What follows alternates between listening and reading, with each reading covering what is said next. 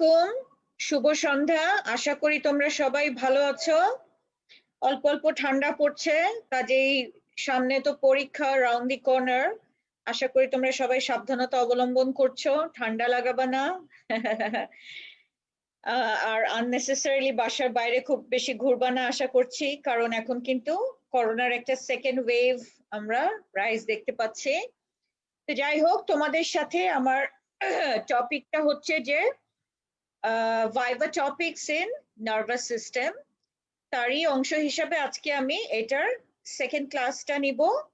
আমাদের এটা আরেকটা ক্লাস হবে, টোটাল 3টা ক্লাস। যদিও আমরা খুব বেশি টপিক ভাইভাতে জিজ্ঞেস করি না নার্ভাস সিস্টেম থেকে, কিন্তু যেহেতু নার্ভাস সিস্টেম আমার কাছে একটু কঠিন লাগে, আমি চাচ্ছি এটা একটু স্লোলি আস্তে আস্তে যেতে।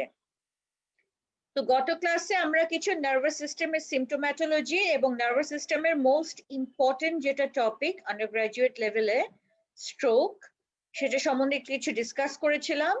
যদি সময় থাকে আজকে আমরা লাগলে আবার হয়তো একটু রিক্যাপিচুলেট করব।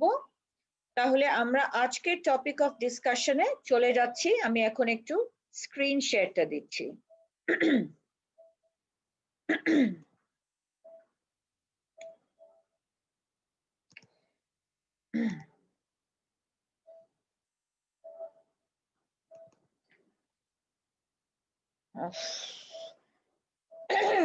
ঠিক আছে, হ্যাঁ। তাহলে আমাদের যেটা হচ্ছে যে আজকের ক্লাসটা আমরা একটা সিঙ্গেল টপিকেই থাকবো। নার্ভাস সিস্টেমের ডিজিজ আমরা খুব বেশি করি না। সিম্পটোম্যাটোলজিটা নিয়ে আমরা গত ক্লাসে ডিসকাস করেছি। একটা খুব ইম্পর্টেন্ট ডিজিজ স্ট্রোক নিয়ে আমরা গত ক্লাসে ডিসকাস করেছি। আর আজকে আরেকটা ইম্পর্টেন্ট ভাইভা টপিক, এটাতে আমরা আসতেছি with a case scenario.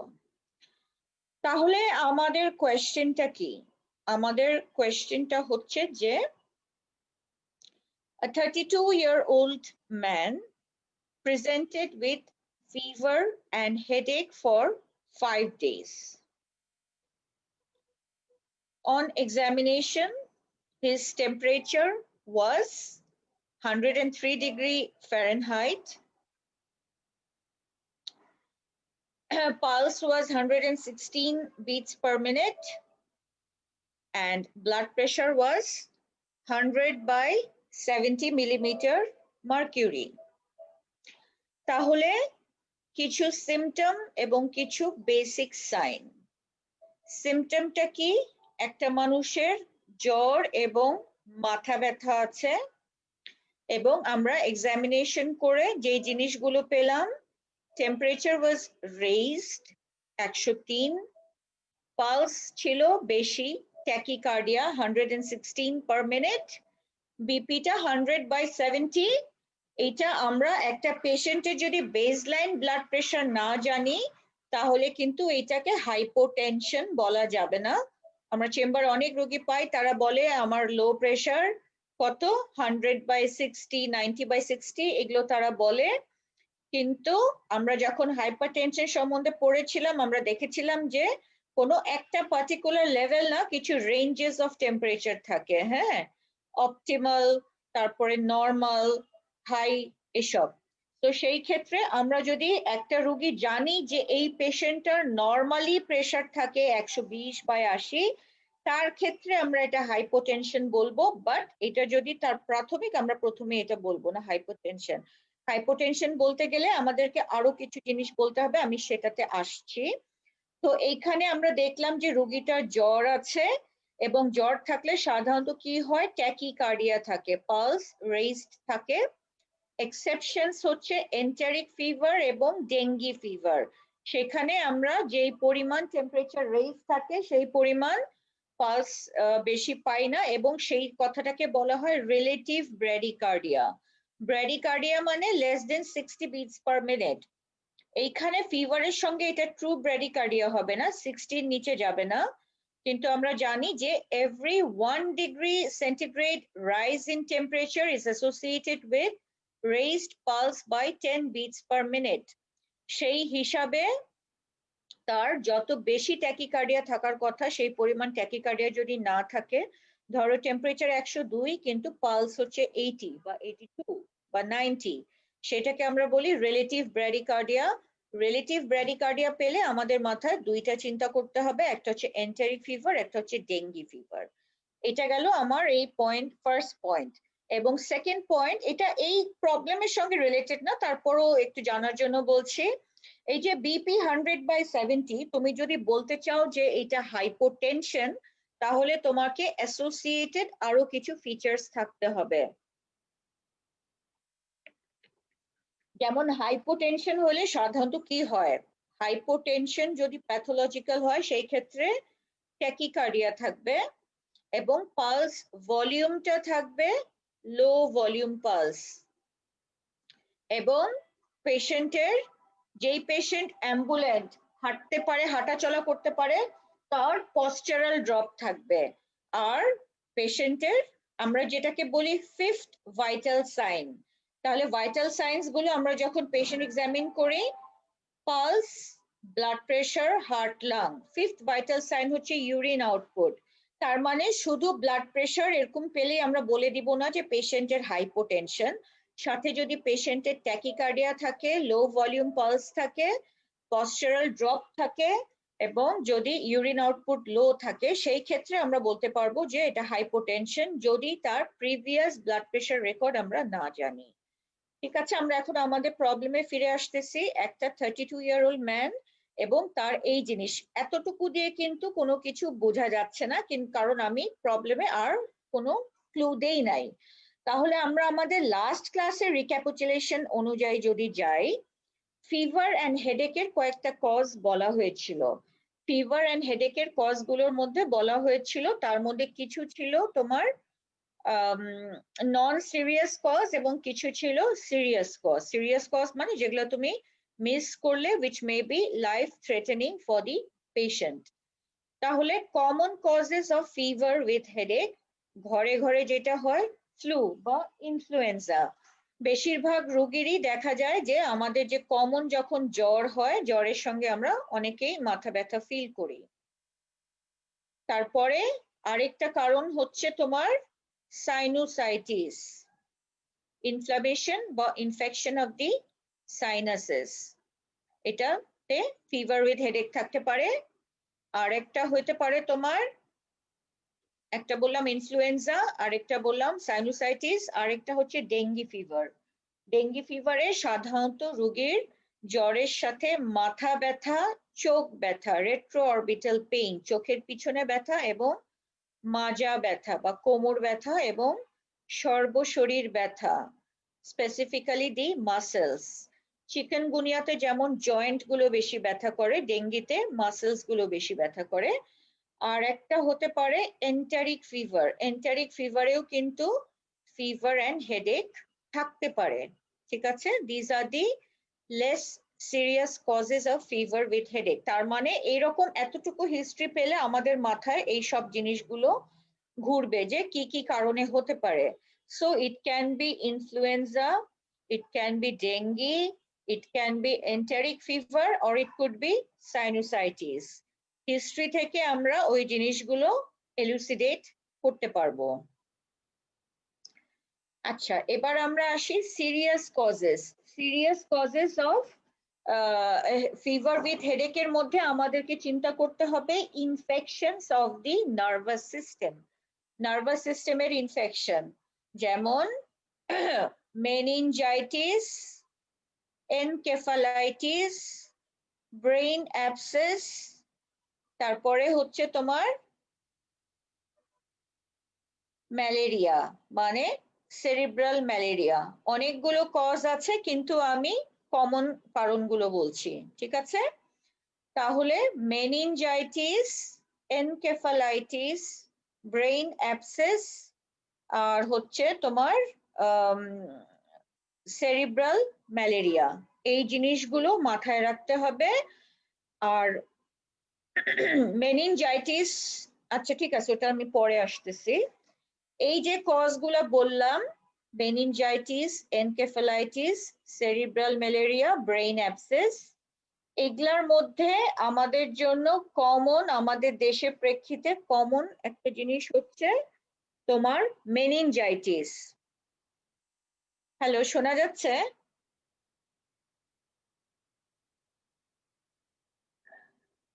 Hello, G ma'am. হ্যাঁ আছো না তোমরা? ঠিক আছে। জি ম্যাম। আমাদের দেশের প্রেক্ষিতে একটা কমন জিনিস হচ্ছে মেনিনজাইটিস। ঠিক আছে, তো যাই হোক আমরা আসবো এটাতে। আমাদের তাহলে যে ইয়েটা ছিল কোয়েশ্চেনটা, what will you search for in the history of this patient? ঠিক আছে, তাহলে একটা জ্বরের পেশেন্ট আসলে আমরা কি কি হিস্ট্রি নেই একটু রিক্যাপিচুলেশনও হচ্ছে এখানে। জ্বরের পেশেন্ট আসলে অবভিয়াসলি আমাদের কোয়েশ্চেনটা থাকে কত দিনের জ্বর, for how many days, duration of the fever। তারপরে আমরা হিস্ট্রি থেকে নেচার অফ দ্য ফিভার বের করতে চাই। নেচার অফ দ্য ফিভার কি কি টাইপসের আছে? Continued fever, remittent fever, intermittent fever. এইটা তো আর রোগী বলতে পারবে না, রোগীর কাছ থেকে হিস্ট্রি নিয়ে তোমাকে বের করতে হবে।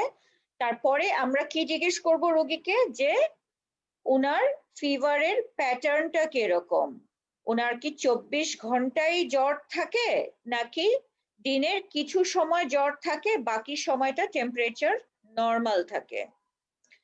যদি দেখা যায় যে টেম্পারেচারটা বেস লাইনে আসে কিন্তু কিছু কিছু সময় রেইজ থাকে, সেইটাকে বলা হয় ইন্টারমিটেন্ট ফিভার।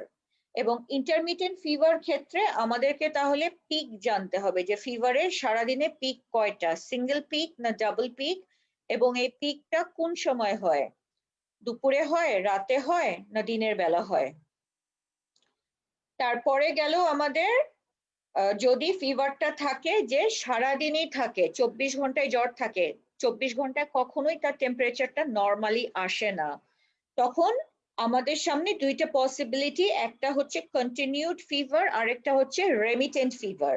এখন এই দুইটার মধ্যে ডিফারেন্স জানতে গেলে আমাদেরকে তার টেম্পারেচার চার্টটা জানতে হবে বা রোগীর টেম্পারেচার প্রোফাইলটা জানতে হবে। যেইখানে সারাদিনে একবারও টেম্পারেচার নর্মালে আসতেছে না, কিন্তু দৈনিক যে variation 24 hours diurnal variation of the temperature less than 1 degree centigrade থাকছে, সেইটা হচ্ছে আমার কন্টিনিউড ফিভার। আর যেখানে টেম্পারেচার ভেরিয়েশনটা হচ্ছে মোর দেন 1 ডিগ্রি সেন্টিগ্রেড, ধরো বেলা সকাল 10টায় আছে 100, সকাল তারপরে বিকাল 5টায় এটা আসলো 103, মানে মোর দেন 1 ডিগ্রি, তাহলে এটা গেল রেমিটেন্ট ফিভার। তাহলে আমরা এখান থেকে ফিভারের নেচারটা বের করলাম। তারপরে হচ্ছে তার হাইয়েস্ট রেকর্ডেড টেম্পারেচার কত সেটা বের করলাম। রেকর্ডেড টেম্পারেচার থেকে আমরা এটাকে ক্লাসিফাই করতে পারি হাই গ্রেড অথবা লো গ্রেড ফিভারে। লো গ্রেড ফিভার হচ্ছে সাধারণত তোমার 100 থেকে 101 এর মধ্যে যেটা থাকে সেটাকে আমরা বলি লো গ্রেড ফিভার। 104 বা 104 থেকে 106 হলে ওটাকে বলি হাই গ্রেড ফিভার। মাঝামাঝিটা হচ্ছে মডারেট ফিভার। 106 এর উপরে গেলে সেটাকে আমরা বলি হাইপার পাইরেক্সিয়া। ঠিক আছে, তাহলে হিস্ট্রি থেকে আমরা আগে ফিভারের প্যাটার্নটা বের করার চেষ্টা করব। ফিভারের প্যাটার্ন মানে এটা হচ্ছে ডিউরেশন অফ দ্য ফিভার, এখানে বলাই আছে 5 দিন। তারপরে হচ্ছে মানে এটা যদি 60 দিনের বেশি হইতো আমরা ভাইরালটা এখানে এক্সক্লুড হয়ে গেল। তারপরে nature of the fever, highest recorded temperature, diurnal variation, whether there is any periodicity, ফিভারের কোনো পিরিয়ডিসিটি আছে কিনা। যেমন আমরা জানি যে ম্যালেরিয়াতে according to the species it is an intermittent fever which may present as quotidian, tertian and quartan। 24 ঘন্টা একদিন জ্বর থাকলো, তারপরে হচ্ছে তার 24 ঘন্টা জ্বর থাকলো না, every third day there is fever, এটা হচ্ছে কোটিডিয়ান। একদিন জ্বর হইলো মাঝখানে 48 ঘন্টা জ্বর থাকলো না। হ্যালো, জি ম্যাম। আসো, মাঝখানে 48 ঘন্টা থাকলো না, সেটা গেল তোমার টার্সিয়ান। আর যদি মাঝখানে 72 আওয়ার্স এর গ্যাপ থাকে দুইটা টেম্পারেচার এপিসোডের মধ্যে, দ্যাট ইজ কোয়ার্টার্ন ফিভার। কোয়ার্টার্ন মানে এভরি 4th ডে। এবং ম্যালেরিয়ার ফিভারে যেটা থাকে যে সাইকেল থাকে, মানে প্রথমে হচ্ছে যে এক্সট্রিম শিভারিং, তারপরে এক্সট্রিম সোয়েটিং, এবং তারপরে পেশেন্টটার শরীরটা ছেড়ে দিবে। তাহলে আমরা ফিভার থেকে এই হিস্ট্রি গুলো নিব এবং ফিভারের সাথে কি কি অ্যাসোসিয়েটেড। এখানে বলছে যে ফিভার উইথ হেডেক, তাহলে হেডেকটা আমরা শুনলাম। আমরা যদি নিউরোলজিক্যাল ইনফেকশন চিন্তা করি, মানে মেনিনজাইটিস বা এনকেফালাইটিস বা ব্রেইন অ্যাবসেস বা তোমার সেরিব্রাল ম্যালেরিয়া চিন্তা করি, তাহলে আমাদেরকে আরো কিছু specific serious symptoms and signs খুঁজতে হবে। যেমন সিমটমের মধ্যে আমরা তখন জিজ্ঞেস করব, আমরা দুটা জিনিস জানলাম, ফিভার জানলাম, হেডেক জানলাম। আমাদেরকে নেক্সট তখন জিজ্ঞেস করতে হবে যে রোগীর কোনো বমি আছে কিনা। বমি, vomiting is an important feature of central nervous system pathology. So বমি জানতে হবে। ফটোফোবিয়া, ফটোফোবিয়া মানে লাইট, রোগী লাইট দেখতে পারবে না, চোখে লাইট পড়লেই সে চোখ বন্ধ করে নিবে। আর একটা হচ্ছে যে তার কনসিয়াস লেভেলটা কি রকম। মেনিনজাইটিস বা এনকেফালাইটিসে কিন্তু দুই রকম হতে পারে, একটা হতে পারে পজিটিভ সিমটমস, একটা হতে পারে নেগেটিভ সিমটমস। পজিটিভ আচ্ছা, নেগেটিভ সিমটমস মানে যেখানে ডাউন, তার মানে পেশেন্টটা ড্রাউজি হতে পারে, ডিসওরিয়েন্টেড হতে পারে। ড্রাউজি, ডিসওরিয়েন্টেড, এবং তার ফিভার আছে, হেডেক আছে, ভমিটিং আছে, ফটোফোবিয়া আছে, এবং পেশেন্টটা ড্রাউজি। এবং যদি এনকেফালাইটিস হয়, মেনিনজেস হচ্ছে প্যারেনকাইমা, মেনিনজাইটিস হচ্ছে মেনিনজেস, আর এনকেফালাইটিস হচ্ছে প্যারেনকাইমা। সো প্যারেনকাইমাটা মোর সিরিয়াস, এনকেফালাইটিস হলে পেশেন্ট মে বি কোমাটোস। মেনিনজাইটিসে সাধারণত কোমাটোস হয় না। আচ্ছা, তারপরে যেটা হচ্ছে পজিটিভ সিমটমস, মানে উল্টাটাও হতে পারে, ড্রাউজিনেস এর উল্টাও হতে পারে। রোগী আমরা এরকম দেখছি চিৎকার চেঁচামেচি, হ্যাঁ, ভায়োলেন্ট, বিছনা থেকে নেমে যাচ্ছে, হ্যাঁ, চিৎকার করতেছে উল্টাপাল্টা, মানে প্রথমে দেখে মনে হবে যে কোনো সাইকোসিস বা সাইকোটিক বিহেভিয়ার। হ্যাঁ, এরকম আরেকটা হতে পারে হেপাটিক এনকেফালোপ্যাথিতে, রোগী চিল্লাপাল্লা করতেছে, ভায়োলেন্ট হয়ে যাচ্ছে, তোমাকে গালিগালাজ করতেছে, ডাক্তারের 14 গোষ্ঠীকে গালিগালাজ করতেছে। ঠিক আছে, তো আগে সাইকিয়াট্রিক না করে তোমাকে মাথায় রাখতে হবে যে এখানে কোনো মেনিনজাইটিস বা হেপাটিক এনকেফালোপ্যাথি আছে কিনা। So these are the symptoms. এখন আমরা সাইন্সে যাব। সাইন্সে হচ্ছে যে ফিভারের যেগুলো জেনারেল সাইন্স, তার মধ্যে তো জানোই পালস, ব্লাড প্রেশার, তারপরে কোনো র্যাশ আছে কিনা শরীরে, হ্যাঁ, কোনো র্যাশ আছে কিনা, লিম্ফ নোডস প্যালপেবল কিনা, পেশেন্টের হাইড্রেশন স্ট্যাটাসটা কিরকম, এই জিনিসগুলো দেখতে হবে।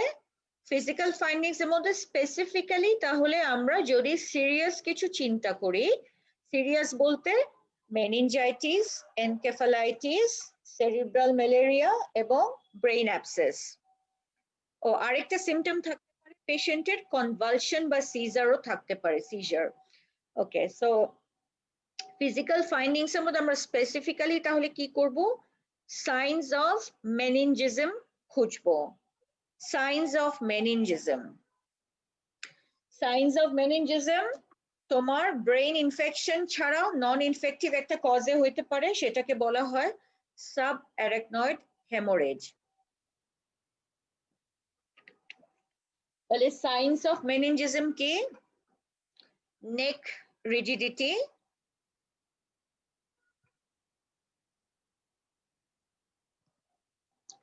neck rigidity, Karnick sign, Brudzinski sign. Neck rigidity কিভাবে দেখে, রোগীটা শুয়ে থাকবে, রোগীর মাথার নিচে বালিশটা সরাই দিবা, দুই পাশ দিয়ে এইভাবে দিয়ে চেষ্টা করবা যে তার চিনটা এরকম মাথাটা ফ্লেক্স করে চিনটা চেস্টের সঙ্গে লাগাইতে। নেক রিজিডিটি থাকলে দেখবা তুমি নড়াতে পারছো না, মাথাটা নড়াতে পারছো না, সাইড বাই সাইডও নড়ানো যাচ্ছে না, সামনে পিছনেও নড়ানো যাচ্ছে না, দ্যাট ইজ নেক রিজিডিটি। তারপরে হচ্ছে কার্নিক সাইন। কার্নিক সাইন এর আগের দিন বলা হয়েছিল, সেটা হচ্ছে যে পেশেন্টের যদি তুমি হিপ জয়েন্টটা ফ্লেক্স করো, নিটা এক্সটেন্ড করো, ধরো এইভাবে পেশেন্টের পাটা ধরে আসো, ধরে যদি এক্সটেনশন করার চেষ্টা করো ইট উইল বি পেইনফুল। হ্যাঁ, তার হ্যামস্ট্রিং গুলো কন্ট্রাক্ট করবে। তুমি যখন পেশেন্টের হিপ জয়েন্ট ফ্লেক্স করে নি জয়েন্ট এক্সটেনশন করে পাটাকে এক্সটেনশন করতে চাচ্ছ, তখন তার পেইনফুল হবে এবং তার হ্যামস্ট্রিং মাসল গুলো স্প্যাজম হবে। This is Kernig sign. আরেকটা হচ্ছে ব্রুডজিনস্কি সাইন। সেটা হচ্ছে তুমি প্রথমেই দেখবা যখন তার নেক রিজিডিটি দেখতে চাবা, তখন দেখবা যে তার রেজিস্টেন্স হচ্ছে দুই হ্যামস্ট্রিং মাসলসে। ঠিক আছে, দিজ আর ফিজিক্যাল ফাইন্ডিংস। আর যেটা হচ্ছে যে নেক্সট আমরা আর একটা হচ্ছে যে তার কোনো ধরো প্ল্যান্টারটাও দেখতে হবে। হ্যাঁ, প্ল্যান্টার দেখতে হবে, কারণ আমি এর আগের দিন ক্লাসে তোমাদেরকে বলেছিলাম যে there also maybe sometimes raised intracranial pressure. তাহলে রেইজড ইন্ট্রাক্রেনিয়াল প্রেশারটা কি? ক্রেনিয়ামের ভিতরে প্রেশার যদি বেড়ে যায়, নর্মাল প্রেশারটা হচ্ছে তোমার 7 to 15 millimetre mercury, normal intracranial pressure. এর বেশি হলে ওটাকে আমরা বলি ইন্ট্রাক্রেনিয়াল হাইপারটেনশন অথবা ইনক্রিজড ইন্ট্রাক্রেনিয়াল প্রেশার। যখন এইটার আপার লিমিট 15 মিলিমিটারের উপরে এটা বাড়তে থাকবে, 25 মিলিমিটারের উপরে গেলে তখন কিছু পার্টিকুলার সাইন সিমটমস দেখা দিবে। সিমটম গুলো আগেই বলা ছিল, হেডেক, ড্রাউজিনেস, কনভালশন। আর সাইন্স গুলোতে আমরা যাব।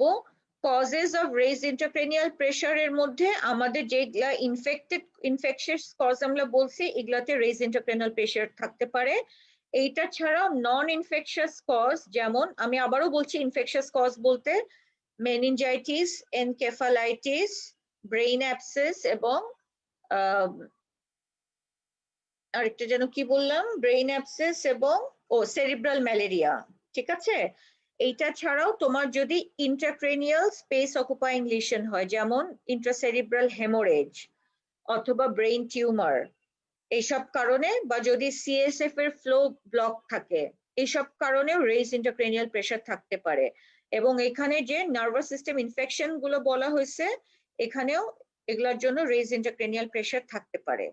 তো রেইজ ইন্ট্রাক্রেনিয়াল প্রেশার থাকলে আমরা কি পাবো? পিউপিলস এর কিছু চেঞ্জেস পাবো, হয়তো পিউপিলস গুলো প্রপারলি ডাইলেট করছে না, প্ল্যান্টার এক্সটেন্সার থাকতে পারে, এবং আমরা ফান্ডোস্কোপি করলে প্যাপিলো ইডিমা পাবো। It is important to do fundoscopy in the bedside. তবে পেশেন্ট যদি খুব রেস্টলেস থাকে, যেমন মেনিনজাইটিস বা এনকেফালাইটিস এর পেশেন্ট, সেই ক্ষেত্রে এটা একটু টাফ হয়ে যায়। এইখানে আমাদেরকে ফান্ডোস্কোপিটা কেন প্রয়োজন? ফান্ডোস্কোপি করার প্রয়োজন হচ্ছে যে আমরা যদি ইনভেস্টিগেশনের লাম্বার পাংচার করতে চাই, তার আগে আমাদেরকে রেইজড ইন্ট্রাক্রেনিয়াল প্রেশার আছে কিনা সেটা এক্সক্লুড করতে হবে। রেইজড ইন্ট্রাক্রেনিয়াল প্রেশারের সিমটমস গুলো হচ্ছে হেডেক, ড্রাউজিনেস, কনভালশন, উইকনেস বা প্যারালিসিস। আর সাইনের মধ্যে হচ্ছে bradycardia, hypertension, papilloedema, pupillary changes. তাহলে ব্র্যাডিকার্ডিয়া এবং হাইপারটেনশন, এটাকে বলা হয় কুশিংস সাইন, এবং এটা আমরা ডেফিনেটিভলি বেডসাইডে যদি ডায়াগনোসিস এস্টাবলিশ করতে চাই, finding of papilloedema on fundoscopy is very much suggestive.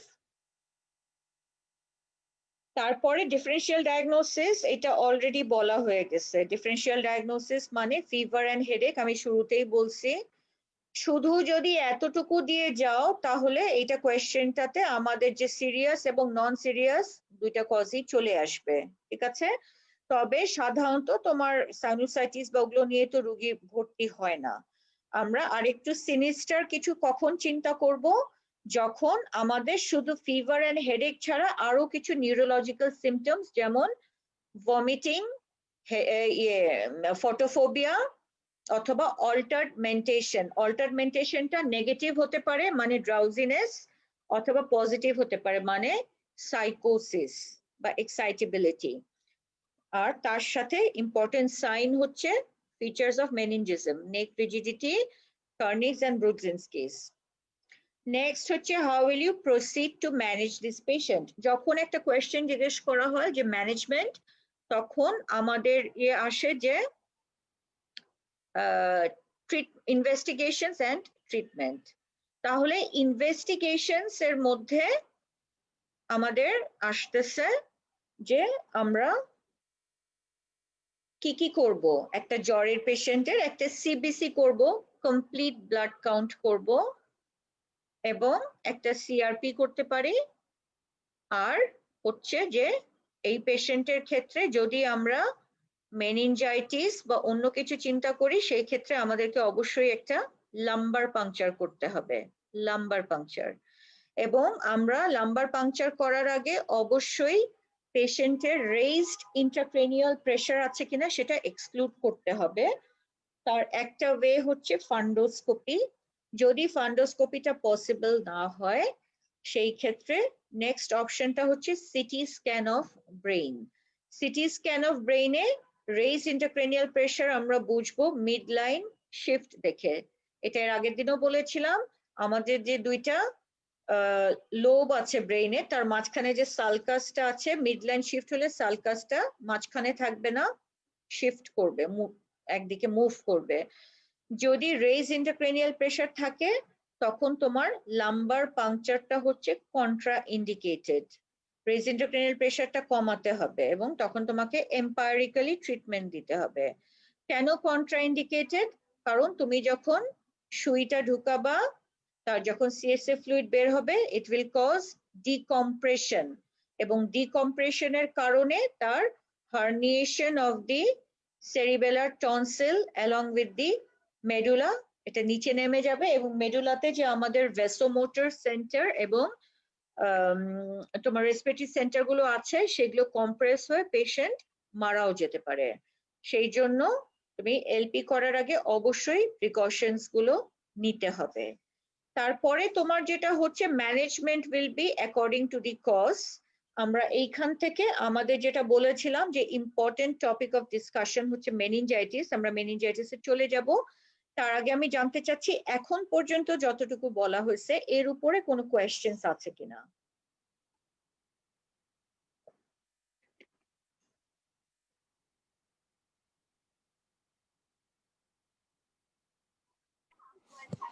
আসসালামু আলাইকুম ম্যাম। ওয়ালাইকুম আসসালাম। ম্যাম আজকে লাস্টের শেষে কোশ্চেন করতে চাচ্ছি, মানে পুরোটা পড়া হলে। ও আচ্ছা, না মানে এমনি কোয়েশ্চেন কি আসে নাই? ম্যাম এখনো কোনো কোশ্চেন আসেনি। ও, লোকজন নাই ক্লাসে? ম্যাম আছে। আচ্ছা ঠিক আছে, ঠিক আছে। আমাদের আজকে কিন্তু আর কোনো স্লাইড নাই, হ্যাঁ। তো তাহলে আমি এতক্ষণ যে ডিজিজ গুলো বললাম তার মধ্যে আমাদের ইম্পর্টেন্ট হচ্ছে মেনিনজাইটিস। আমরা একটু মেনিনজাইটিস থেকে তাহলে এখন ডিসকাস করি। হ্যালো, জি ম্যাম শুনতে পাচ্ছি।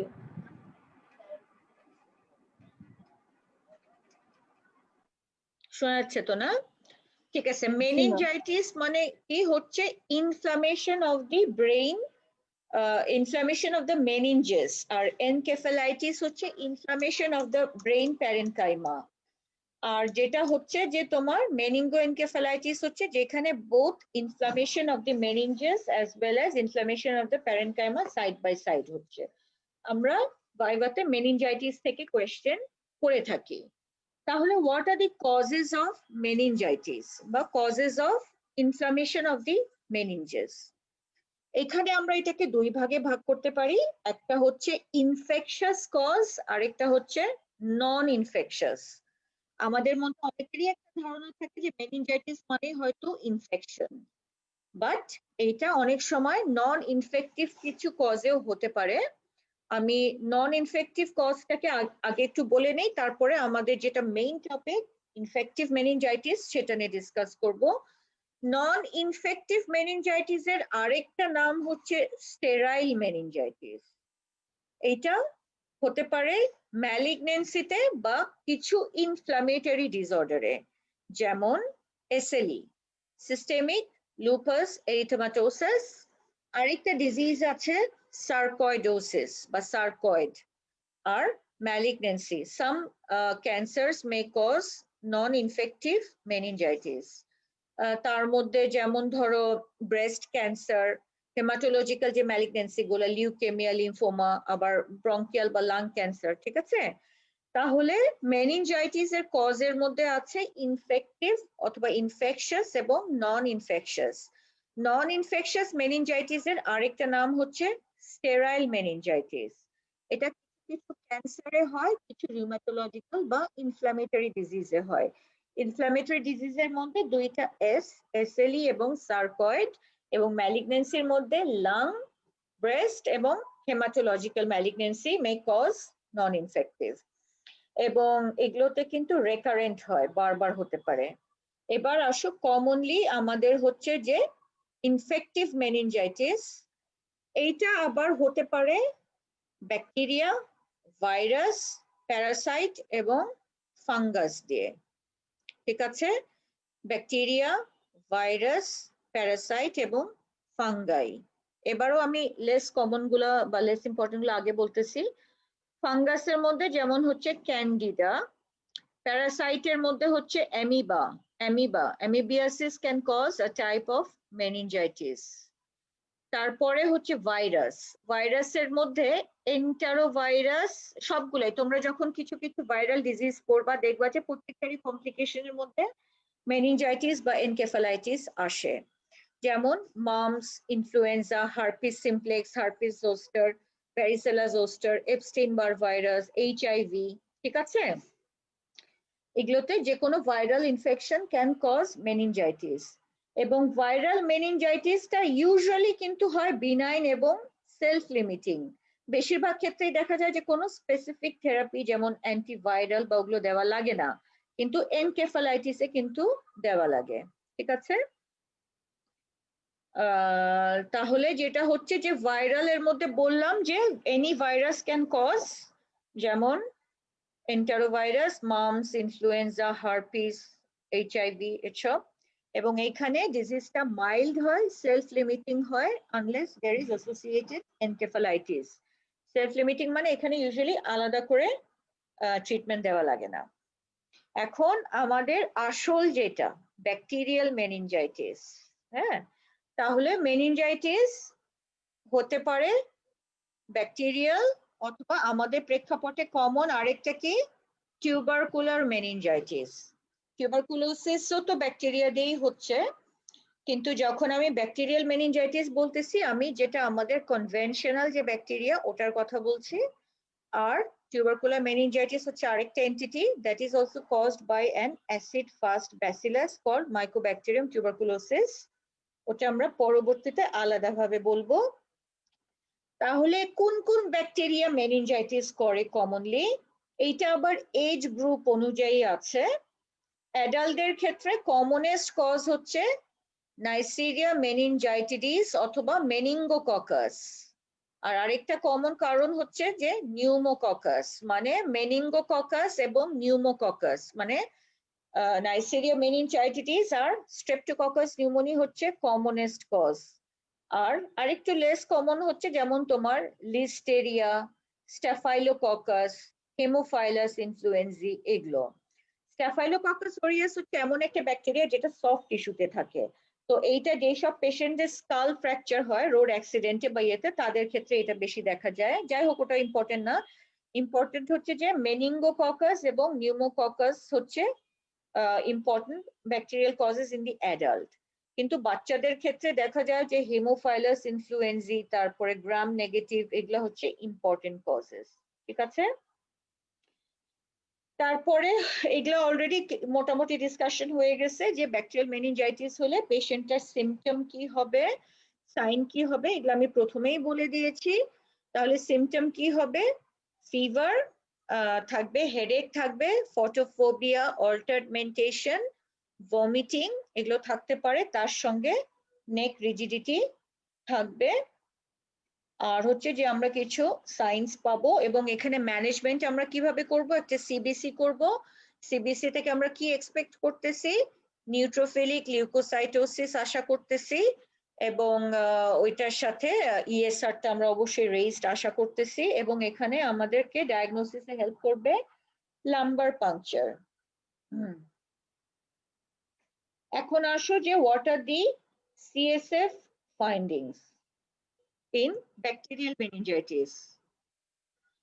তাহলে আমরা প্রথমে এইটাকে যখন ফুটা করব আমরা একটা দেখব যে এটা কত জোরে বের হচ্ছে বা এটার ফোর্সটা, পানিটা যে বের হচ্ছে সিএসএফ ফ্লুইডটা সেটার ফোর্সটা দেখব। যদি মানে এইটা খুব বেশি ফোর্সফুল হবে না, এটার প্রেসারটা থাকবে ধরো মোর দেন 30 সেন্টিমিটার ওয়াটার, তার মানে ফ্লোটা একটু জোরেই হবে, অ্যাপিয়ারেন্সটা হবে টার্বিড। ব্যাকটেরিয়াল ইনফেকশন হলে টার্বিড, টার্বিড মানে কি ঘোলা, এবং এখানে প্রোটিনটা বেশি থাকবে। কেন? কারণ এখানে তোমার ব্যাকটেরিয়াটা নিজেই এর ওয়াল, সেল ওয়াল এবং everything is a protein. So প্রোটিনের কনসেন্ট্রেশনটা হবে মোর দেন 1 গ্রাম পার ডেসিলিটার। আমি বলতেছি ব্যাকটেরিয়াল মেনিনজাইটিসে লাম্বার পাংচার করলে সিএসএফটা কেমন হবে, অ্যাপিয়ারেন্সটা হবে টার্বিড, প্রোটিনটা হবে বেশি মোর দেন 1 গ্রাম পার লিটার, গ্লুকোজ হবে কম less than 2.2 millimole per litre. Glucose কেন কম হবে? কারণ গ্লুকোজ একটা নিউট্রিয়েন্ট, এখানে প্রোটিনটা মানে অর্গানিজমটা গ্লুকোজ খেয়ে নিচ্ছে, সেজন্য গ্লুকোজটা কমবে। আর আমরা এখানে কি করি, গ্রাম স্টেইন করি, কালচার করি। সো গ্রাম স্টেইনে আমরা পজিটিভ পেতে পারি, ঠিক আছে। এবং এখানে হোয়াইট সেল কাউন্টটা সাধারণত মোর দেন 500 সেলস থাকে এবং মেজরিটি হচ্ছে পলিমরফোনিউক্লিয়ার লিউকোসাইটস মানে নিউট্রোফিল।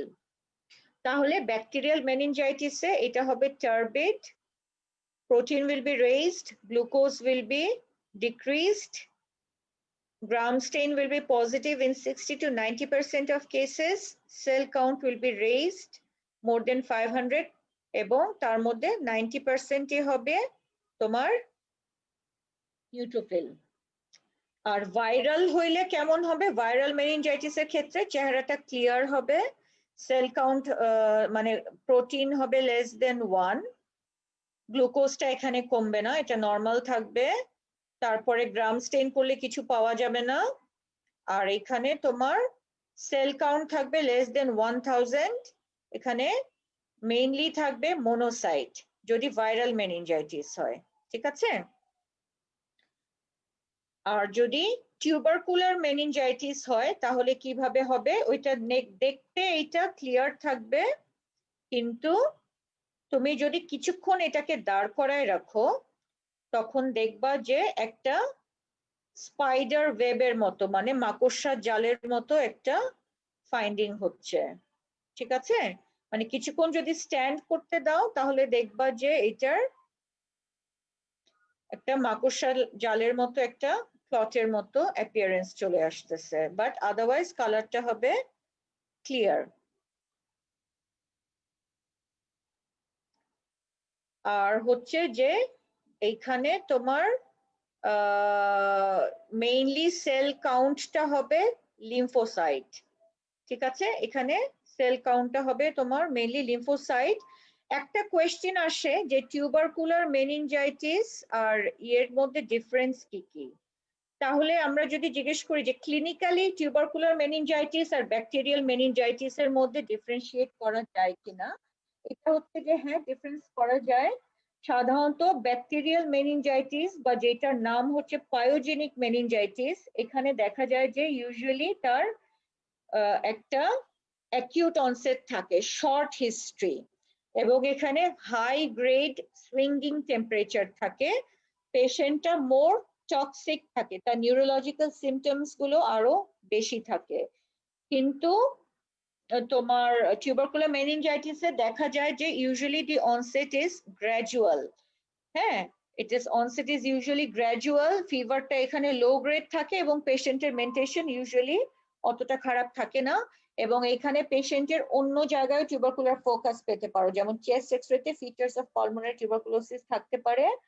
আর এখানে তার সিএসএফ এ যেটা হবে, লাম্বার পাংচার করলে লাম্বার প্রেসারটা বেশি হবে, ফুটা ঢুকানো মাত্রই একদম ট্যাপের পানির মতো বের হতে থাকবে, ইউজুয়ালি ক্লিয়ার, কিন্তু দাঁড়া করালে কিছু ফাইন ক্লট, মাকড়সার জালের মতো, স্পাইডার ওয়েব, ঠিক আছে। আর এখানে সেল কাউন্টও ইউজুয়ালি 500 এর মতোই থাকে, ব্যাকটেরিয়ালে যেরকম আপ টু 500, ভাইরাসে একটু বেশি থাকে আপ টু 1000। এখানে সেলগুলো হচ্ছে প্রিডমিনেন্টলি লিম্ফোসাইট, ভাইরালে হচ্ছে প্রিডমিনেন্টলি মনোসাইট, আর ইয়েতে হচ্ছে তোমার পায়োজেনিক মেনিনজাইটিস হচ্ছে প্রিডমিনেন্টলি নিউট্রোফিল। এখানে কি হবে, এখানেও প্রোটিন রেইজ হবে এবং গ্লুকোজ ফল করবে, যেটা তোমার পায়োজেনিকেও আছে, ঠিক আছে। তো এইখানে তো তুমি গ্রাম স্টেন করে কিছু পাবা না, কিন্তু অ্যাসিড ফাস্ট ব্যাসিলাস ডিটেক্ট করতে পারবা, এডিএ করতে পারো, অ্যাডিনোসিন ডিঅ্যামাইনেজ, এবং এই ফ্লুইড থেকে জিন এক্সপার্টও করা যেতে পারে, ঠিক আছে। তাহলে যদি আমরা ডিফারেন্সিয়েট করি between pyogenic and tubercular meningitis, pyogenic এ হচ্ছে acute onset, short history, high grade swinging temperature, patient will be toxic and more marked neurological symptoms. আর লাম্বার পাংচারে আমরা পাবো টার্বিড, ফ্লুইডের কালারটা হবে টার্বিড, এখানে সেল কাউন্ট হবে up to 500, predominantly lymphocytes, raised protein, decreased glucose. আর নিউট্রোফিলিক সিবিসি তে আমরা neutrophilic leucocytosis with raised ESR পাবো। টিউবারকুলার মেনিনজাইটিস এর ক্ষেত্রে onset will be gradual, temperature will be low grade, patient's neurological symptoms will be less marked, there may be features of coexisting tuberculosis in other parts of the body, যেমন pulmonary tuberculosis থাকতে পারে, সেক্ষেত্রে তার একটা কাশির history থাকবে, chest এক্সরেতে finding থাকবে, CBC করলে তুমি ইয়ে পাবা, এখানে লিম্ফোসাইটোসিস পাবা, ইএসআর ভেরি হাই থাকবে, আর টোটাল সেল কাউন্ট নর্মাল থাকবে। আর লাম্বার পাংচার করলে যেটা পাবা, তার কালারটা ক্লিয়ার হবে, কিন্তু কিছুক্ষণ দাঁড় করায় রাখলে ক্লট ফর্ম হবে, গিভিং ইট আ স্পাইডার ওয়েব অ্যাপিয়ারেন্স। এখানেও সেল কাউন্ট আপ টু 500, কিন্তু প্রিডমিনেন্টলি লিম্ফোসাইটস। পায়োজেনিকের মতো এখানেও প্রোটিন বেশি থাকবে, গ্লুকোজ কম থাকবে, এবং এখানে তুমি অ্যাসিড ফাস্ট ব্যাসিলাস ডিটেক্ট করতে পারো, এটা ছাড়াও এডিএ, জিন এক্সপার্ট এবং এফবি কালচার করতে পারো। তারপরে গেল আমাদের যে, এটা তো আমরা ডায়াগনোসিস করলাম, তারপরে হচ্ছে যে কমপ্লিকেশনস। মেনিনগোককাল মেনিনজাইটিস কিন্তু একটা সিরিয়াস রোগ, এইটা যদি ইমিউনোসাপ্রেস পেশেন্টদের হয় এবং মেনিনজাইটিস থেকে যে সেপসিস বা সেপ্টিসিমিয়া ডেভেলপ করে, it carries a very poor prognosis. এখান থেকে তার র্যাশ হইতে পারে, শক, এবং DIC, disseminated intravascular coagulation is very common, হ্যাঁ, পেশেন্টকে বাঁচানো বেশ কষ্ট হয়ে যায়, এবং আলটিমেটলি মাল্টি অর্গান ফেলিয়ারও হতে পারে। মেনিনগোককাল মেনিনজাইটিস থেকে যদি মেনিনগোককাল সেপসিস ডেভেলপ করে, সেক্ষেত্রে পেশেন্টের ডিআইসি, শক, মাল্টি অর্গান ফেলিয়ার, র্যাশ, এই ধরনের কিছু কমপ্লিকেশনস হয়। সেই জন্য যাদের মেনিনগোককাল ইনফেকশন আছে, তাদের ক্লোজ কন্ট্যাক্টস, মানে যাদের তাদের হাউস হোল্ড বা ফ্যামিলি মেম্বার্স, তাদেরকে প্রিভেন্টিভ একটা ওষুধ দিতে হয়, যাতে তাদের ক্ষেত্রেও সেপসিস বা মেনিনজাইটিস ডেভেলপ না করে। তাহলে close contacts of patients with meningococcal ইনফেকশনকে একটা ওষুধ দিতে হয়, সেটার নাম হচ্ছে রিফাম্পিসিন। রিফাম্পিসিন হচ্ছে একটা anti tubercular drugs.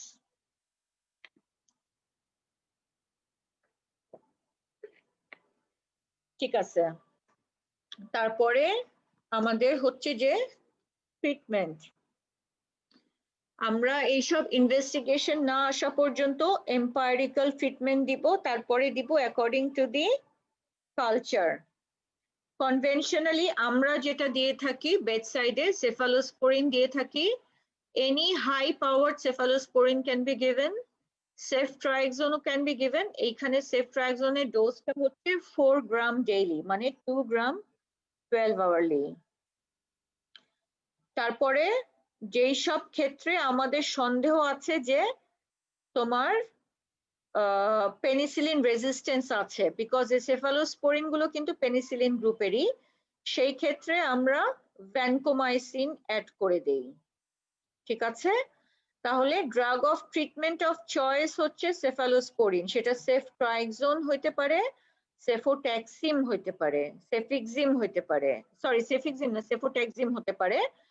But in areas of high endemicity with resistant to beta lactams অথবা রেজিস্ট্যান্ট টু পেনিসিলিন, সেই ক্ষেত্রে আমরা ভ্যানকোমাইসিনটা অ্যাড করে দেই। ঠিক আছে, এবং এইখানে আমাদেরকে মিনিমাম 14 ডেজ দিতে হবে। এইটা ছাড়া পেশেন্টের ধরো যদি features of raised intracranial pressure থাকে বা কোনো ইয়ে থাকে, তখন আমরা অনেক সময় অ্যাডজেসেন্ট ডেক্সামেথাসন স্টেরয়েড দিয়ে থাকি। ঠিক আছে, তাহলে দিস ইজ ইম্পর্টেন্ট। তারপরে আসো tubercular meningitis. Tubercular meningitis usually commonly হচ্ছে following a primary infection in childhood or as a part of miliary tuberculosis. তোমাদের মনে আছে কিনা জানি না, আমি বলেছিলাম যে একটা মানুষ যে আগে কখনো টিউবারকুলোসিস ব্যাসিলাতে এক্সপোজড হয়নি, তার যখন ফার্স্ট এক্সপোজার হয়, তার বডিতে যখন এটা ফার্স্ট যায়, সেটাকে বলা হচ্ছে প্রাইমারি ইনফেকশন। এবং প্রাইমারি ইনফেকশন বলা হয়েছিল যে 90% কেসেসেই এটা তোমার লেটেন্ট হিসাবে থেকে যায় সারা জীবন। কিছু কিছু ক্ষেত্রে এটা ডরমেন্ট, এটা মানে আবার অ্যাক্টিভ হতে পারে, সেটা চাইল্ডহুডেও হতে পারে বা অ্যাডাল্টহুডেও হতে পারে, ভেরি রেয়ারলি ইমিউনোসাপ্রেস পেশেন্টদের। কিন্তু যাদের ক্ষেত্রে মানে প্রাইমারি ইনফেকশন থেকে এটা একটা কমন টিউবারকুলার মেনিনজাইটিস, যাদের চাইল্ডহুডে প্রাইমারি ইনফেকশন হয়েছিল। অথবা আরেকটা বলেছিলাম মিলিয়ারি টিউবারকুলোসিস কি, যখন লাং থেকে মানে তোমার যে গন ফোকাসটা হচ্ছে সেখান থেকে যখন ব্লাড বোর্ন হেমাটোজেনাস স্প্রেড হচ্ছে বিভিন্ন জায়গায়, ব্রেইনে হতে পারে, কিডনিতে হতে পারে, বোনে হতে পারে, এবং it is characterised by miliary shadows in the chest X-ray, that is known as miliary tuberculosis. তার মানে tubercular meningitis usually occurs as a sequelae of primary tuberculosis in childhood or as a part of miliary tuberculosis. এবং এখানে কি হয়, এদের অনেক সময় টিউবারকেলস থাকে স্ক্যাটার্ড বিভিন্ন পার্ট অন দ্য মেনিনজেস, এবং অনেক সময় টিউবারকেল বড় হলে কিন্তু কম্প্রেস করে তোমার রেইজ ইন্টারক্রেনিয়াল প্রেসার করতে পারে। এবং টিউবারকুলার মেনিনজাইটিস এর কিছু স্টেজিং আছে। হ্যাঁ, টিউবারকুলার মেনিনজাইটিস এর স্টেজ 1 যেটাকে বলি আর্লি, স্টেজ 2 অথবা ইন্টারমিডিয়েট, আর স্টেজ 3 অথবা অ্যাডভান্স। স্টেজ 1 এ কি non specific symptoms and signs, এবং এখানে তার কনসিয়াসনেস এর কোনো অল্টারেশন হবে না। স্টেজ 2 মানে ইন্টারমিডিয়েট, এখানে অল্টার্ড কনসিয়াসনেস হবে, ড্রাউজি টাউজি হবে কিন্তু কোমা হবে না অথবা ডেলিরিয়াম হবে না। আর স্টেজ 3 বা অ্যাডভান্সড, এখানে হবে কোমা অথবা কনভালশন, সিভিয়ার নিউরোলজিক্যাল ডেফিসিট। এইভাবে টিউবারকুলার মেনিনজাইটিসকে স্টেজিং করা যায়। আর আমি এটা বলেছিলাম এটার অনসেটটা স্লো, ইট ইজ ইউজুয়ালি দেখা যায় যে 2 to 8 উইকস সময় লাগে। তাহলে লাম্বার পাংচার করে আমরা কি কি পাবো সেটাও তোমাদেরকে বলা হয়েছে, এবং আমাদেরকে তাহলে ডায়াগনোসিস করে আমাদেরকে তাহলে অ্যান্টি টিউবারকুলাস থেরাপি দিতে হবে। এখানে সাধারণত আমরা 9 থেকে 12 মাস দেই, এবং ফাইব্রোসিস প্রিভেন্ট করার জন্য এখানে আমরা স্টেরয়েড দিয়ে থাকি, ডেক্সামেথাসোনও দিয়ে থাকি। ঠিক আছে, তাহলে এই গেল আমাদের মেনিনজাইটিস থেকে মোটামুটি। তাহলে আমাদের যেটা কেস সিনারি ছিল, 32-year-old man presented with fever and headache for 5 days। এখান থেকে আমরা আসলাম যে কি কি ডিফারেন্সিয়াল ডায়াগনোসিস হতে পারে। লেস সিভিয়ার কজেস এর মধ্যে হতে পারে ইনফ্লুয়েঞ্জা, ডেঙ্গি ফিভার, তারপরে হচ্ছে তোমার এন্টারিক ফিভার, সাইনোসাইটিস। আর সিরিয়াস কজেস এর মধ্যে হতে পারে nervous system infection. Nervous system ইনফেকশনের মধ্যে মেনিনজাইটিস, ব্রেইন অ্যাবসেস, এনকেফালাইটিস বা মেনিঙ্গোএনকেফালাইটিস আর সেরিব্রাল ম্যালেরিয়া। আমরা সিএসএফ করে এগুলা কোনো কিছুই পাইলাম না। আরেকটা জিনিস হিস্ট্রিতে নিতে হবে, পেশেন্টের ট্রাভেল হিস্ট্রি, যে গত 6 মাস বা 1 বছরের মধ্যে পেশেন্টটা হিল ট্র্যাকস এর মধ্যে গেছিল কিনা, বা বিদেশে হইলে সে ম্যালেরিয়া এন্ডেমিক কোন এরিয়ায় গেছিল কিনা। হ্যাঁ, সেই ক্ষেত্রে আমরা যদি সিএসএফ থেকে কোনো ক্লু না পাই এবং সিটি স্ক্যানে যদি অন্য কোনো ক্লু না পাই, যেমন ব্রেইন অ্যাবসেস থাকলে তো সেটা সিটি স্ক্যানে ধরা পড়বে, হাইড্রেটেড সিস থাকলে সেটা ধরা পড়বে। তো সেই ক্ষেত্রে আমরা একটা আইসিটি ফর ম্যালেরিয়া করতে পারি টু এক্সক্লুড সেরিব্রাল ম্যালেরিয়া, কারণ সেরিব্রাল ম্যালেরিয়া টাইমলি ট্রিটমেন্ট না করলে ইট ইজ হাইলি ফেটাল। তাহলে হিস্ট্রি, ফিজিক্যাল ফাইন্ডিংস তো বললামই, নেক রিজিডিটি মানে ফিচার্স অফ মেনিনজিজম আছে কিনা খুঁজতে হবে, তারপরে কোনো ফোকাল নিউরোলজিক্যাল ডেফিসিট আছে কিনা, যেমন তার প্ল্যান্টার এক্সটেন্সর বা আপার মোটর নিউরন সাইন্স আছে কিনা কোনো দিকে, এটা দেখতে হবে। Features of raise intracranial pressure আছে কিনা। Features of raise intracranial pressure হচ্ছে ব্র্যাডিকার্ডিয়া, হাইপোটেনশন, নেক রিজিডিটি, পিউপিলারি চেঞ্জেস, প্যাপিলোইডিমা। বেডসাইড ইনভেস্টিগেশনের মধ্যে ফান্ডোস্কোপি, অন্যান্য ইনভেস্টিগেশনস এর মধ্যে সিবিসি, সিআরপি যদি চেস্ট এক্সরে প্রয়োজন মনে করি, আর হচ্ছে লাম্বার পাংচার। লাম্বার পাংচার করার আগে আমরা হয় ফান্ডোস্কোপি না হলে সিটি স্ক্যান করে এক্সক্লুড করব ওই রেজ ইন্ট্রাক্রেনিয়াল প্রেশার। আর ম্যানেজমেন্ট হচ্ছে according to the cause. Viral meningitis হলে কোনো কজ দরকার নাই, মানে কোনো ট্রিটমেন্ট দরকার নাই।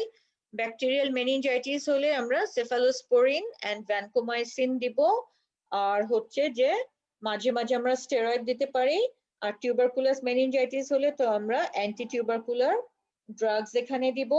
এবং যাদের মেনিঙ্গোককাল ইনফেকশন আছে তাদের ক্লোজ কন্ট্যাক্টসদেরকে আমরা প্রোফাইল্যাকটিক রিফাম্পিসিন দিব ফর 2 days। ঠিক আছে, তাহলে এই গেল আমাদের আজকের টপিক। এখান থেকে এভাবে কেস সিনারিও দিয়ে আসে, এইটা আবার রিটেনেও অনেক সময় আসে, ভাইভাতেও এটা ধরা হয়। তো এখন তোমাদের কোনো কোয়েশ্চেন থাকলে আমরা কোয়েশ্চেন গুলো ডিসকাস করতে পারি।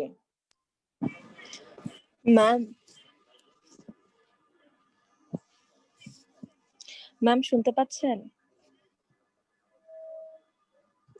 হ্যালো ম্যাম শুনতে Hello? পাচ্ছেন?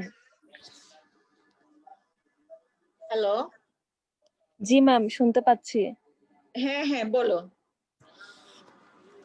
ম্যাম ওখানে তো আমরা পড়লাম মেনিনজাইটিস এন্ড এনকেফালাইটিস কজের মধ্যে, সেক্ষেত্রে মেনিনজাইটিস এন্ড এনকেফালাইটিস এর ডিফারেন্সটা কি হবে? মেনিনজাইটিস হচ্ছে inflammation of the brain meninges, হ্যাঁ, মানে কভারিং অফ দ্য ব্রেন। এখানে আমাদের ক্লিনিক্যাল ফিচারটা থাকবে মেইনলি তোমার হচ্ছে যেগুলো এতক্ষণ বলা হলো। আর এনকেফালাইটিস মানে হচ্ছে inflammation of the brain parenchyma, কাজে এইখানে তার বিহেভিয়ারাল চেঞ্জেস গুলো বেশি হবে। হ্যাঁ, এনকেফালাইটিস এর মেইন কারণ হচ্ছে তোমার ভাইরাল, ভাইরাস হচ্ছে ভেরি কমন কজ, কিন্তু এইখানে যেহেতু প্যারেনকাইমা, এখানে দেখা যাবে যে পেশেন্টের ড্রাউজিনেস বা কমাটা বেশি হবে মোর দেন দি মেনিনজাইটিস। মেনিনজাইটিস এ তো তোমার শুধু সুপারফিশিয়াল, কিন্তু আন্ডারলাইং ব্রেন প্যারেনকাইমা যেহেতু ইনভলভ হচ্ছে না, হ্যাঁ, সেটা টিউবারকুলাস মেনিনজাইটিস ছাড়া তোমার ব্যাকটেরিয়াল মেনিনজাইটিসে কিন্তু কমা বা স্টুপারটা ভেরি রেয়ার, কিন্তু ভাইরাল মেনিনজাইটিসে দেখা যাবে, ভাইরাল এনকেফালাইটিসে দেখা যায় যে এখানে পেশেন্টের যে ডিসওরিয়েন্টেশন বা সাইকোসিস বা কমা এগুলা মাচ মোর কমন। কিন্তু এইখানে দেখা যাবে যে এটাও খুব অ্যাকিউট অনসেট, কিন্তু এইখানে ব্যাকটেরিয়াল মেনিনজাইটিসে বা পায়োজেনিক মেনিনজাইটিসে যেরকম খুব হাই গ্রেড ফিভার থাকবে, এখানে সেরকম থাকবে না। এখানে ফিভারটা লো গ্রেড থাকবে, কিন্তু নিউরোলজিক্যাল সিমটমস এন্ড সাইন্স গুলো মাচ মোর প্রোনাউন্সড এবং সিরিয়াস হবে। ম্যাম মেনিনগোককাসটা নরমালি কোন রুট দিয়ে আমাদের বডিতে এন্টার করে? এটা তো নার্ভ দিয়েই যায়, মেনিঙ্গোককাসটা তোমার olfactory নার্ভস এর ওই দিক দিয়ে যায় আর কি। হ্যাঁ, তোমার এটা তো কোনো কারণে ব্লাড ব্রেন ব্যারিয়ার ক্রস করে, বাট এটা মেইনলি আসতেছে তোমার নোজ দিয়ে, আপার রেসপিরেটরি ট্র্যাক্ট দিয়ে।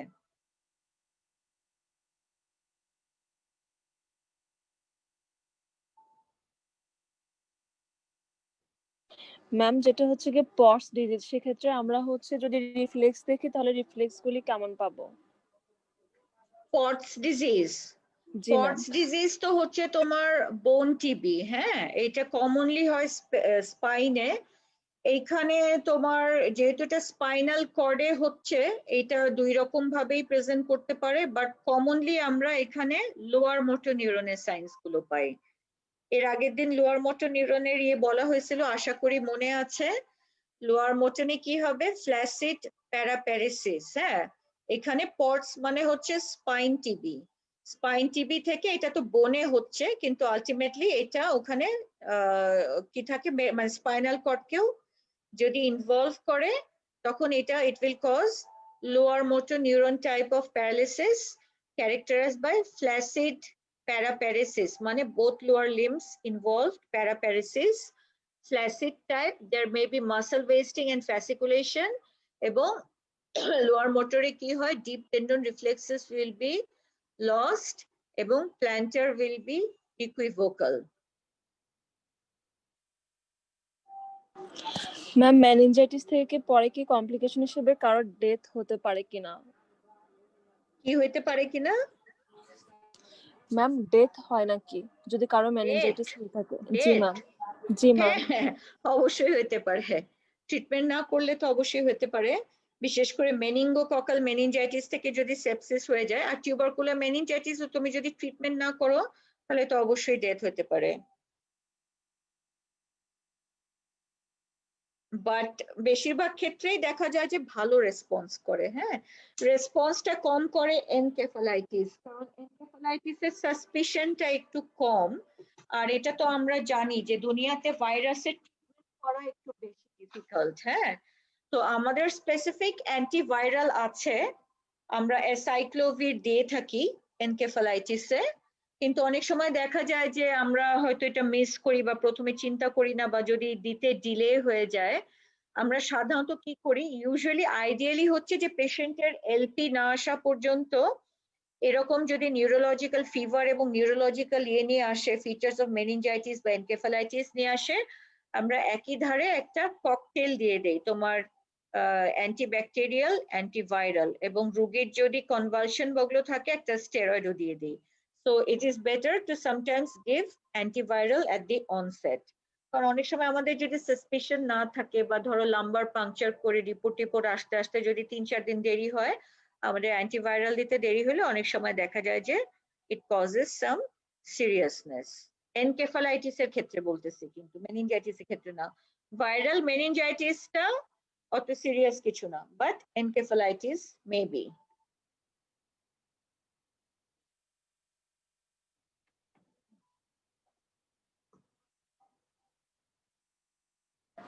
ম্যাম ফিভার উইথ কনসিয়াসনেস তো আমরা এটা পড়েছি, বাট ফিভার উইদাউট কনসিয়াসনেস হলে সেক্ষেত্রে কি কি হবে? মানে ফিভার উইথ আনকনসিয়াসনেস? ম্যাম হ্যাঁ hello, ma'am. G ma'am. Fever with unconsciousness, G ma'am. অনেকগুলো আনকমন কজ আছে, সেটা আন্ডার গ্রাজুয়েট লেভেলে আমি বলবো, কিন্তু মনে রাখার হয়তো দরকার হবে না। কিন্তু ফিভার উইথ কনসিয়াসনেস এর যদি, সরি, ফিভার উইথ আনকনসিয়াসনেস এর কমন কজ গুলো হচ্ছে এগুলোই যেগুলো বলা হলো। হ্যাঁ, এনকেফালাইটিস, সেরিব্রাল ম্যালেরিয়া এবং ব্রেইন অ্যাবসেস। ঠিক আছে, এগুলো যখন অ্যাডভান্সড হয় ইট মে কজ আনকনসিয়াস। এবং টিউবারকুলার মেনিনজাইটিসেও কিন্তু দেখলা যে স্টেজ 3 বা অ্যাডভান্সডে patient may be in coma. তাহলে এগুলা গেল common cause, fever with unconsciousness, যেগুলা যেগুলো আমরা বললাম, encephalitis, tubercular meningitis, brain abscess, cerebral malaria. আর আনকমন কজ যদি চিন্তা করো, সেই ক্ষেত্রে অন্য জিনিস দেখো। আনকমন কজ যেমন একটা হতে পারে এগুলো খুবই আনকমন, তোমরা এগুলো মনে না রাখলেও হবে, বাট জাস্ট জানার জন্য। একটা হতে পারে হেপাটিক এনকেফালোপ্যাথি। হ্যাঁ, এখন হেপাটিক এনকেফালোপ্যাথির সঙ্গে ফিভারের কি সম্পর্ক? Fever is one of the precipitating features of hepatic encephalopathy. একটা রোগীর সিরোসিস আছে, তার যে কোনো একটা ইনফেকশন হওয়াতে তার হেপাটিক এনকেফালোপ্যাথি হলো, ফিভারের জন্য তার ইনফেকশনের জন্য তার ফিভার হলো, আর হেপাটিক এনকেফালোপ্যাথির জন্য তার আনকনসিয়াসনেস হলো। এইটা একটা কারণ। আরেকটা কারণ হতে পারে hyper osmolar non ketotic coma, HONK. That is also one precipitating factor. এটা কিন্তু প্রাইমারি, এগুলো নিউরোলজিক্যাল ডিজিজ না, ঠিক আছে, কিন্তু ইট মে কজ। যেমন যে কোনো একটা ইনফেকশন যদি একটা ডায়াবেটিক রোগীকে হংক করে বা ডিকে করে, সেই পেশেন্টটাও আনকনসিয়াস থাকতে পারে। দিজ আর রেয়ার কজেস, ঠিক আছে। But tubercular meningitis, encephalitis, cerebral malaria, brain abscess, এই চারটা কোনো অবস্থাতেই মিস করা যাবে না, মানে বলতে হবে।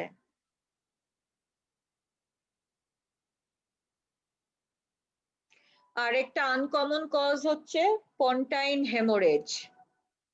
পন্টাইন haemorrhage, haemorrhage in the ponds, এখানে পেশেন্ট আনকনসিয়াস থাকবে এবং হাইপার পাইরেক্সিয়া থাকবে। আমি একটু আগে হাইপার পাইরেক্সিয়ার কজের মধ্যে বলেছিলাম পন্টাইন হেমোরেজ। হাইপার পাইরেক্সিয়া মানে যেখানে টেম্পারেচার মোর দেন 106 ডিগ্রি ফারেনহাইট।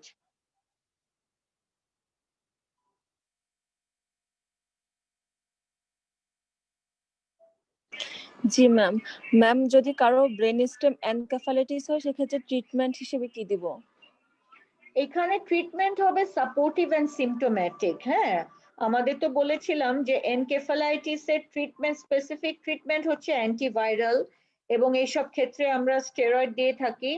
কিন্তু বেসিক্যালি যেটা হচ্ছে এইসব ক্ষেত্রে দেখা যায় যে আমাদেরকে পেশেন্টকে treatment of the underlying cause, যে ব্রেন স্টেম এনকেফালাইটিস কি কারণে হচ্ছে, যেমন কিছু আনকমন আছে র্যাবিস ভাইরাস, পোলিও ভাইরাস, সেগুলো, বাট এখানে মেইনলি সাপোর্টিভ। কারণ এইসব পেশেন্টকে দেখা যায় যে ব্রেন স্টেম ইনভলভমেন্ট হলেই তোমাকে তার নিজস্ব যে রেসপিরেটরি সেন্টার, তার নিজস্ব যে ব্লাড প্রেশার মনিটর, এগুলো কম্প্রোমাইজড হতে পারে। সো আইডিয়ালি দিস পেশেন্ট, এই পেশেন্ট তো ডিপ কোমাতে থাকবে, তাকে তোমার আইসিইউতে বা এইচডিইউতে রেখে, প্রেফারেবলি আইসিইউ তে রেখে তাকে সাপোর্টিভ ট্রিটমেন্ট দিতে হবে। সে খেতে পারবে না, তাকে তোমার এনজি ফিডিং, আইভি ফ্লুইড এগুলো দিতে হবে। তারপরে হচ্ছে যে তার যদি মানে তুমি এনকেফালাইটিস এর জন্য তাকে দিলা, অ্যান্টিভাইরাল দিবা, স্টেরয়েড দিবা, এবং তাকে যদি প্রয়োজন হয় ভেন্টিলেশন করার ভেন্টিলেটরি সাপোর্টটা দিবা। জি ম্যাম। ম্যাম, মেনিনজাইটিসে যখন আমরা সিএসএফ এক্সামিনেশন করছি সেখানে হচ্ছে প্রোটিনটা কেন বেড়ে যাচ্ছে?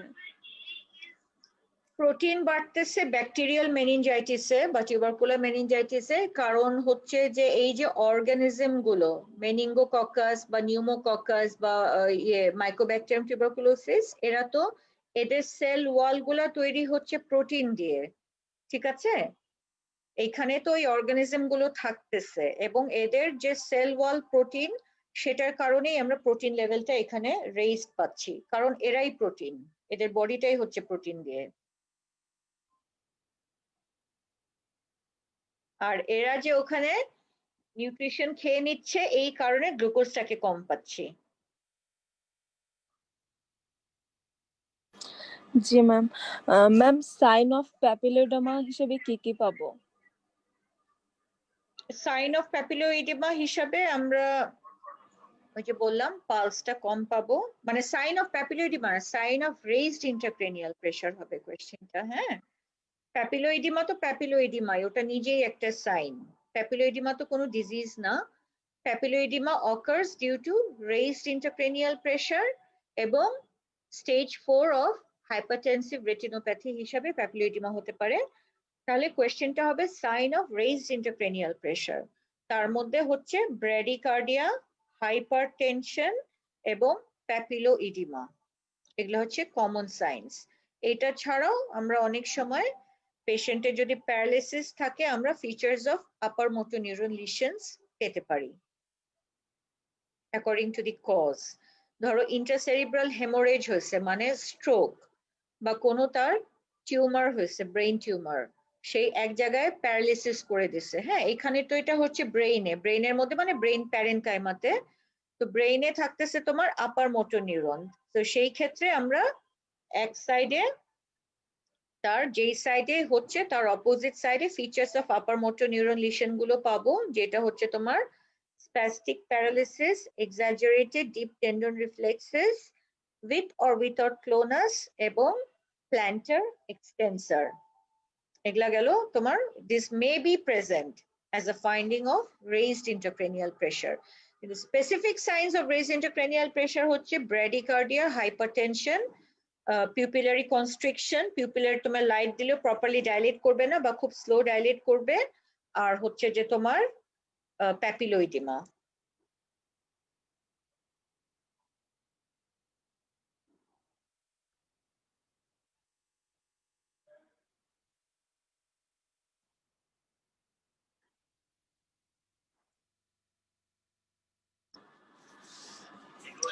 ম্যাম আর কোনো কোশ্চেনস নেই। তাই? আচ্ছা ঠিক আছে। এমনি আজকের ক্লাস তো কঠিন লাগে নাই না? না ম্যাম, অনেক ইজি ছিল। যারা কোয়েশ্চেন করেছে ওরা বুঝেছে মোটামুটি, অ্যান্সার গুলো ক্লিয়ার হয়েছে? জি ম্যাম, সবাই বুঝতে পেরেছে। ঠিক আছে, আমরা কিন্তু নার্ভাস সিস্টেমের খুব ইম্পর্টেন্ট যে দুইটা টপিক মোর ইম্পর্টেন্ট সেই দুইটা টপিকই কিন্তু শেষ করেছি। হ্যাঁ, স্ট্রোক এবং হচ্ছে মেনিনজাইটিস। তো ইনশাল্লাহ নেক্সট ক্লাসটা যেটা আমাদের নার্ভাস সিস্টেমের উপর থার্ড এবং লাস্ট ক্লাস হবে, ওইখানে কিছু ছোট ছোট আমরা আরো কিছু টপিকস মাঝে মাঝে ধরে, অতটা সবসময় হয়তো নাও ধরতে পারে, ওগুলো একটু ডিসকাস করে তারপর ইনশাল্লাহ আমাদের নার্ভাস সিস্টেমটা শেষ হয়ে যাবে। ঠিক আছে? জি ম্যাম। তো ঠিক আছে, সবাইকে অনেক অনেক ধন্যবাদ ক্লাসে থাকার জন্য, আর তোমাদেরকে অনেক ধন্যবাদ এত কষ্ট করে সবকিছু অ্যারেঞ্জ করার জন্য। তাহলে কি আজকে ক্লাসটা এখানেই শেষ করব? জি ম্যাম। ম্যাম আপনাকে অসংখ্য ধন্যবাদ ম্যাম, এত ঠিক আছে, কঠিন একটা তোমরা তো টপিকস কোনো কিছু বলো পড়াচ্ছেন। না, কারো যদি কোথাও কোনো প্রবলেম থাকে বুঝতে বা কোনো সাজেশন থাকে যে এইভাবে বললে ভালো হয় বা এইভাবে করলে ভালো হয়, অবশ্যই আমাকে ফিডব্যাকটা দিবা। ঠিক আছে? জি ম্যাম, আপনি যেভাবে পড়াচ্ছেন ওভাবে ঠিক আছে ম্যাম। ঠিক আছে, তো থ্যাংক ইউ ভেরি মাচ। খুব শীঘ্রই ইনশাল্লাহ দেখা হবে তোমাদের সাথে।